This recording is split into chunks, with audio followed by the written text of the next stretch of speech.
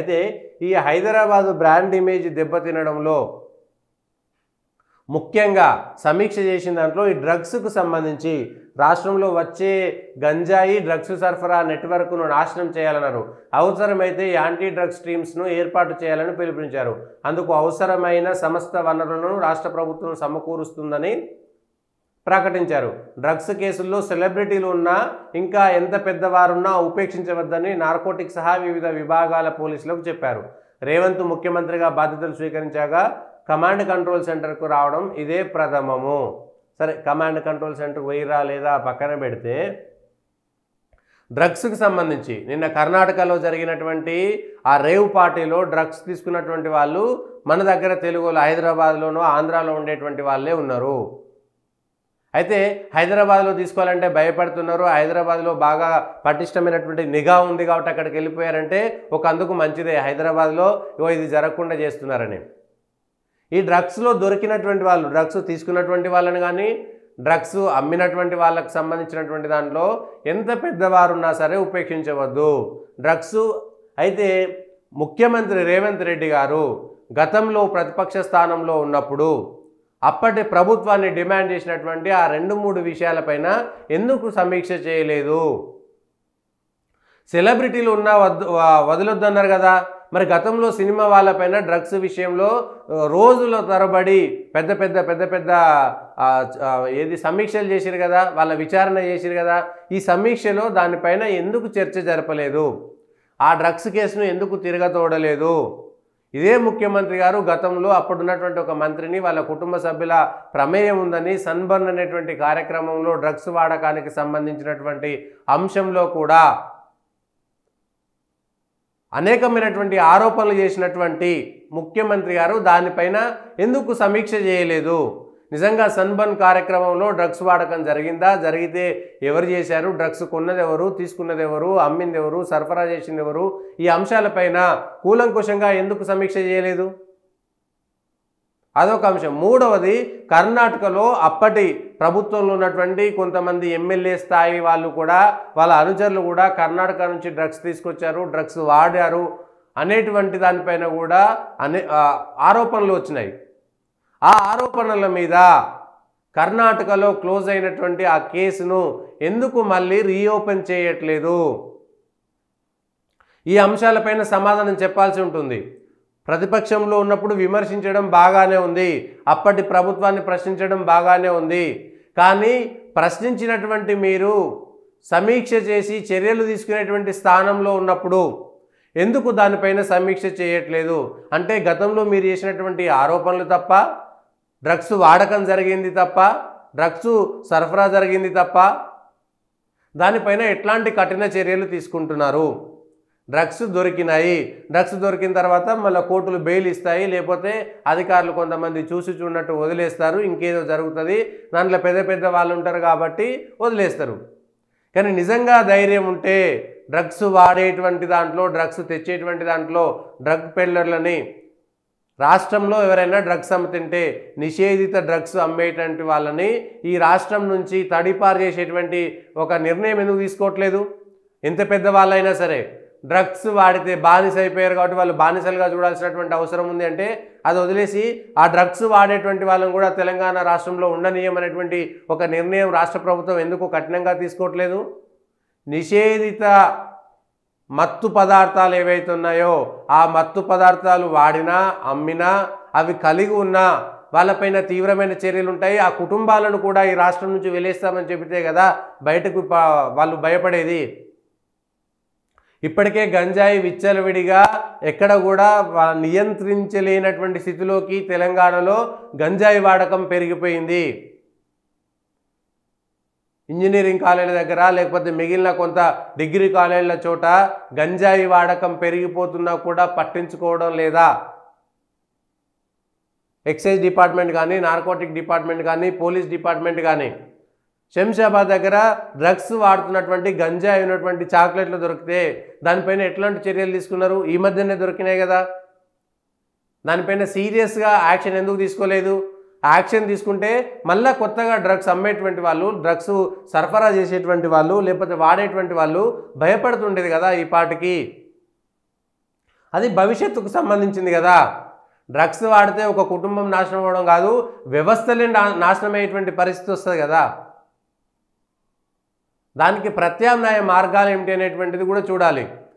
ఈ డ్రగ్స్ వల్ల చిత్తవుతున్నటువంటి కుటుంబాలు, ఆ కుటుంబాలకు సంబంధించినటువంటి దాంట్లో అయితే వీళ్ళు వాళ్ళని బయటికి తీసుకుపోద్దు, వాళ్ళకి విలువలు పోతుందంటే పోతే పోయింది. అప్పుడైనా సరే మన కుటుంబ పరువు పోతుంది, విలువ పోతుంది అనేటువంటి భయంతో అయినా సరే వాళ్ళ పిల్లల్ని దారిలోకి తెచ్చుకుంటారు.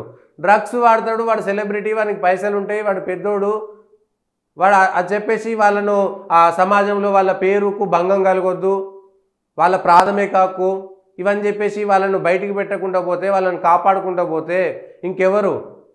పబ్బు కేసులలో కూడా, యాక్సిడెంట్ కేసులలో కూడా ఏం జరిగింది? ఎమ్మెల్యేల కొడుకులు వాళ్ళందరూ పబ్లలో అమ్మాయిలను ఏడిపించినటువంటి వాళ్ళను ఏం చేశారు? ఏమి చేయలేదు. గతంలో చేసినటువంటి మూసినటువంటి కేసులను ఎందుకు తెరిపించడం లేదు? మజ్లిస్కు సంబంధించినటువంటి ఎమ్మెల్యేలు లేదంటే వాళ్ళ నాయకుల కుటుంబ సభ్యులకు సంబంధించినటువంటి కేసును ఎందుకు రీఓపెన్ చేయట్లేదు? పబ్లలో కానీ లేదంటే పెద్ద పెద్ద హోటల్స్లో జరిగేటువంటి డ్రగ్స్ మాఫియాకు సంబంధించినటువంటి అంశాలపైన ఎందుకు నిఘా పెట్టడం లేదు? దానిపైన డబ్బులు ఉన్నటువంటి వాళ్ళు చెప్పగానే ఆ డ్రగ్స్ వాడకానికి సంబంధించి ఎంత పెద్దవాళ్ళు ఉన్నా సరే, సెలబ్రిటీలు కావచ్చు, పైసలు ఉన్నోళ్ళు కావచ్చు, సమాజంలో పేరుందనుకునేటువంటి వాళ్ళు డ్రగ్స్ తీసుకున్నాక వాడికి ఏ పేరుంటే లాభము? సమాజం నుంచి వెలేస్తారనేటువంటి ఒక భయాన్ని సృష్టిస్తే కదా వాళ్ళ నిషేధిత మత్తు పదార్థాల జోలికి వెళ్లకుండా ఉండేది. ఏదో అనుకోకుండా అడవి లేకపోతే అది గంజాయి అని తెలియకుండా గంజాయి తీసుకున్నారంటే అయ్యో అది అర్థం కావచ్చు.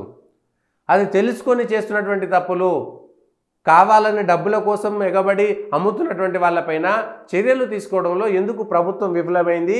అయితే గత సర్కారు పైన విమర్శలు చేసినటువంటి అప్పటి ప్రతిపక్షంలో ఉన్నటువంటి కాంగ్రెస్ సర్కారు దానిపైన చర్యలు తీసుకోవాలని చెప్పింది, కానీ గత ప్రభుత్వం ఏదైతే కొందరిని దాచిపెట్టాలని ప్రయత్నం చేసిందని ఆరోపించిరో ఆ ఆరోపణలను నిజం చేసే విధంగా, నిగ్గు తేల్చే విధంగా దానిపైన పునర్విచారణ, పునఃసమీక్ష ఎందుకు చేయటం లేదు? అది చేయాల్సినటువంటి బాధ్యత మీ పైన ఉన్నదా లేదా?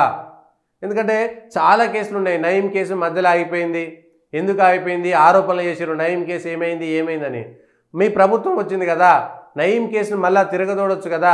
నయీం కేసులో నిజంగా ఆయన భూములు కానీ, దొంగతనంగా దోచుకున్నటువంటి వజ్రాలు కానీ, బంగారం కానీ, వెండి కానీ, లేదంటే బినామీ పేర్ల మీద ఉన్నటువంటి ఆస్తులు ఎవరి పాలైనాయి, అప్పుడు ఎవరు వాటిని తీసుకున్నారు, దాంట్లో దొంగలు ఎవరు, దూరలు ఎవరు, రాజకీయ నాయకులు ఎవరు, పంచుకున్నది ఎవరు, ఈ అంశాలపైన క్లారిటీ ఇవ్వచ్చు కదా మీకు సంబంధం ఉంటే. లేదంటే మీరు కూడా దాంట్లో భాగస్వామ్యం అయిపోయినట్టుగా ప్రజలకు వస్తుంది.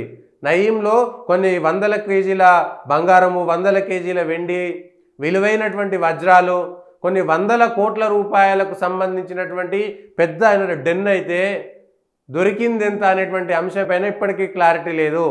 గత ప్రభుత్వం తప్పు చేస్తే నయీం కేసులో ఇప్పుడు మీరెందుకు దాన్ని తిరిగి తోడతలేరు? ఎందుకు దాంట్లో దొంగలు ఎవరు? ఒకవేళ ఆ నయీం తోటి అంటగా అయినటువంటి పోలీసులు కానీ, నయీం చచ్చిపోయినాక ఎన్కౌంటర్ అయినాక దోచుకున్నటువంటి వాళ్ళు ఎవరైనా సరే, రాజకీయ నాయకుల, ఆయన అనుచరుల, ఆయన ఇంకా మిగిలినటువంటి వాళ్ళ, ఆయన కుటుంబ సభ్యుల, దీనిపైన క్లారిటీ ఎందుకు ఇస్తలేరు? నయీం కేసులో ఎవరెవరు ఎంత దోచుకున్నారు, ఆ దోచుకున్నటువంటి వాళ్ళు ఎవరు అనేటువంటి అంశాన్ని ఎందుకు పూర్తిస్థాయి విచారణ చేస్తలేరు? నయీం అనేటువంటి ఒక దొంగ దోచుకున్నాడు, కబ్జాలు చేసిండు. మళ్ళీ ఆ దోచుకున్న దొంగ దగ్గర దొంగతనం చేసిన వాళ్ళని ఏమనాలే? ఆ దొంగల దగ్గరనే దొంగతనం చేసి దోచుకున్నటువంటి వాళ్ళను ఇంకే దొంగ అనాలే? మరి దాన్ని, ఆ దొంగతనాన్ని కప్పిపుచ్చి దాన్ని బయటికి తీసుకురాకుండా దాచిపెడుతున్న వాళ్ళను ఏమనాలే? సో నయీం కేసును కూడా ఎందుకు తిరగదోడతలేరు? నయీం కేసు ఒకవేళ అతను దొంగ ఎన్కౌంటర్ అయ్యాడు అనుకున్నాం, అంతవరకు బాగానే ఉంది. అతను అందరినీ బెదిరించి కబ్జాలు చేసిండు, ఓకే. కానీ నయీం దగ్గర ఉన్నటువంటి ఆస్తులు, బంగారం కానీ, స్థిర చరాస్తులు, బంగారము ముఖ్యంగా వజ్రాలు, ఆ డైరీలలో రాసుకున్నటువంటి వాళ్ళు ఎవరెవరికి కప్పం కట్టిండి అనేటువంటి అంశాలను ఎందుకు బయట పెట్టడం లేదు? ఆ నయీం డైరీలను ఎందుకు బయట పెడతలేరు? ఎవరెవరికి అందులో భాగస్వామ్యం ఉన్నది? వజ్రాలు ఎవరు ఎత్తుకపోయారు? బంగారం ఎవరు ఎత్తుకపోయారు? ఆయన పేరు మీద ఉన్నటువంటి బినామీ ఆస్తులు బినామీల పేరు మీద ఉన్నాయా, వాళ్ళను బెదిరించి అప్పటి రాజకీయ నాయకులు ఎవరైనా సరే వాళ్ళ పేరు మీదకి మార్చుకున్నారు అనేటువంటి విషయాన్ని కూడా దీనిపైన చేయాలి. ముఖ్యంగా దీనికి సంబంధించి ఈ రాష్ట్రంలో గంజాయి డ్రగ్స్పై ఉక్కుపాదం మోపాలని ముఖ్యమంత్రి రేవంత్ రెడ్డి పోలీసు ఉన్నతాధికారులను ఆదేశించారు. ఉక్కుపాదం మోపుతారు, కానీ దొరికిన తర్వాత వాళ్ళ పరిస్థితి ఏంటి? డ్రైవులు చేస్తారు. గతంలో డ్రగ్ పెడ్లర్లు ఎవరైతే దొరికిండో మళ్ళా 2-3 సార్లు వాళ్ళే డ్రగ్స్ అమ్ముకుంటూ దొరికిరు. అరే తెలంగాణలో ఎవడైనా సరే డ్రగ్స్ అమ్ముతూ దొరికినటువంటి వాడు ఒక 20 సంవత్సరాల్లో 30 సంవత్సరాల్లో తెలంగాణలో అడుగు పెడితే వాడిని కల్పిస్తే కాల్ చేస్తామనేటువంటి ఉత్తర్వులు ఇవ్వచ్చు కదా, కోర్టు ద్వారా తీసుకొచ్చుకొని అవసరమైతే. కఠినమైనటువంటి చర్యలు అవే కదా. ఏడాది 2 ఏళ్ళు తడిపారి చేసేటువంటి కాదు, జీవితకాలం తెలంగాణలో అడుగు పెట్టకూడదు అనేటువంటిది ఒక నిర్ణయం తీసుకోవచ్చు. అది వ్యక్తిగత స్వేచ్ఛ హక్కులకు సంబంధం ఉండేటువంటి అంశం కానే కాదు. పారిపోలే ఈ దేశం నుంచి, లేకపోతే ఇట్లాంటి అంశాలే వస్తాయనేటువంటిది చూడాలి.